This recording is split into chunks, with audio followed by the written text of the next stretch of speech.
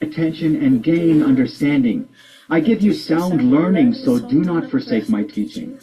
For I too was a son to my father, still tender and cherished by my mother. Then he taught me, and he said to me, Take hold of my words with all your heart. Keep my commands, and you will live.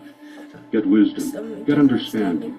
Do not forget my words or turn away from them. Do not forsake wisdom, and she will protect you. Love her, and she will watch over you. The beginning of wisdom is this. Get wisdom, though it costs all you have. Get understanding, cherish her, and she will exalt you. Embrace her, and she will honor you. She will give you a garland to grace your head, and present you with a glorious crown. Listen, my son, accept what I say, and the years of your life will be many. I instruct you in the way of wisdom and lead you along straight paths. When you walk, your steps will not be heavy. When you run, you will not stumble. Hold on to instruction. Do not let it go. Guard it well, for it is your life.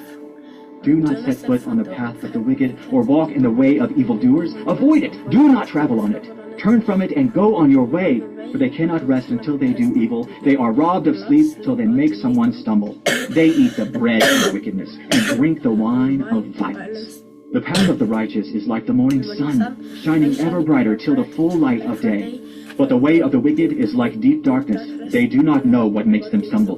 My son, pay attention to what I say. Turn your ear to my words. Do not let them out of your sight. Keep them within your heart, for they are life to those who find them and health to one's whole body. Above all else, guard your heart, for everything you do flows from it. Keep your mouth free of perversity. Keep corrupt talk far from your lips.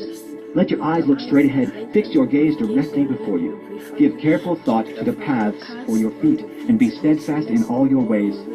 Do not turn to the right or the left. Keep your foot from evil. Chapter 5. My son, pay attention to my wisdom. Turn your ear to my words of insight, that you may maintain discretion and your lips may preserve knowledge.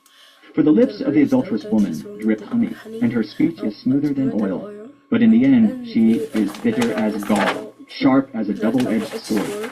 Her feet go down to death, her steps lead straight to the grave. She gives no thought to the way of life. Her paths wander aimlessly, but she does not know it. Now then, my sons, listen to me. Do not turn aside from what I say. Keep to a path far from her. Do not go near the door of her house, lest you lose your honor to others and your dignity to one who is cruel, lest strangers feast on your wealth and your toil enrich the house of another. At the end of your life you will groan when your flesh and body are spent. You will say, How I hated discipline! How my heart spurned correction! I would not obey my teachers or turn my ear to my instructors, and I was soon in serious trouble in the assembly of God's people. Drink water from your own cistern, running water from your own well. Should your springs overflow in the streets, your streams of water in the public squares? Let them be yours alone, never to be shared with strangers. May your fountain be blessed, and may you rejoice in the wife of your youth. A loving doe, a graceful deer, may her breasts satisfy you always. May you ever be intoxicated with her love. Why, my son, be intoxicated with another man's wife? Why embrace the bosom of a wayward woman? For your ways are in full view of the Lord, and he examines all your paths. The evil deeds of the wicked ensnare them. The cords of their sins hold them fast. For lack of discipline they will die, led astray by their own great folly. Chapter 6. My son, if you have put up security for your neighbor, if you have shaken hands in pledge for a stranger, you have been trapped by what you said, ensnared by the words of your mouth. So do this, my son, to free yourself. Since you have fallen into your neighbor's hands, go to the point of exhaustion and give your neighbor no rest. Allow no sleep to your eyes, no slumber to your eyelids. Free yourself like a gazelle from the hand of the hunter, like a bird from the snare of the fowler. Go to the ant, you sluggard, consider its ways and be wise. It has no commander, no overseer or ruler. Yet it stores its provisions in summer and gathers its food at harvest. How long will you lie there, you sluggard? When will you get up from your sleep?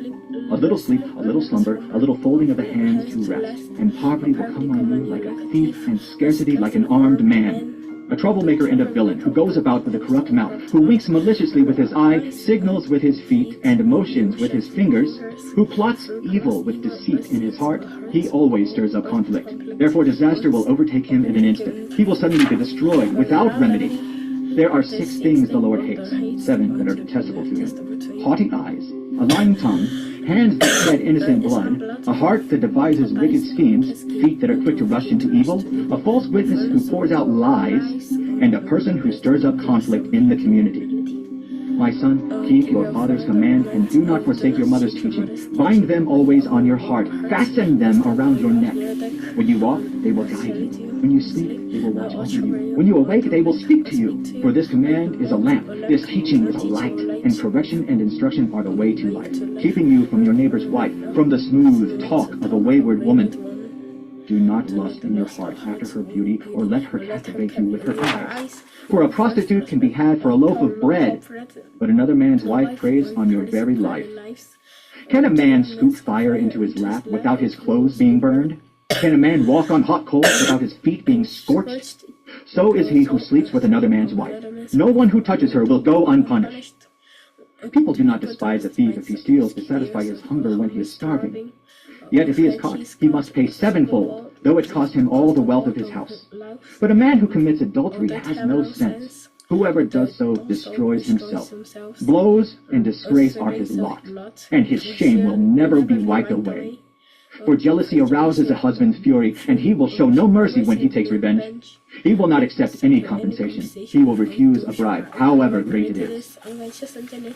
Chapter 7. My son, keep my words, and store up my commands within you. Keep my commands, and you will live. Guard my teachings as the apple of your eye. Bind them on your fingers. Write them on the tablet of your heart. Say to wisdom, You are my sister. And to insight, You are my relative. They will keep you from the adulterous woman, from the wayward woman with her seductive words. At the window of my house, I looked down through the lattice. I saw among the simple, I noticed among the young men a youth who had no sense. He was going down the street near her corner, walking along in the direction of her house at twilight, as the day was fading, as the dark of night set in. Then out came a woman to meet him, dressed like a prostitute and with crafty intent. She is unruly and defiant. Her feet never stay at home. Now in the street, now in the squares, at every corner, she lurks. She took hold of him and kissed him, and with a brazen face she said, Today I fulfilled my vows, and I have food for my fellowship offering at home. So I came out to meet you. I looked for you and have found you. I have covered my bed with colored linens from Egypt. I have perfumed my bed with myrrh, aloes, and cinnamon. Come, let's drink deeply of love till morning. Let's enjoy ourselves with love. My husband is not at home. He has gone on a long journey. He took his purse filled with money and will not be home till full moon. With persuasive words, she led him astray. She seduced him with her smooth talk. All at once he followed her like an ox going to the slaughter, like a deer stepping into a noose till an arrow pierces his liver, like a bird darting into a snare, little knowing it will cost him his life. Now then, my sons, listen to me. Pay attention to what I say. Do not let your heart turn to her ways or stray into her paths. Many are the victims she has brought down. Her slain are a mighty throng. Her house is a highway to the grave, leading down to the chambers of death.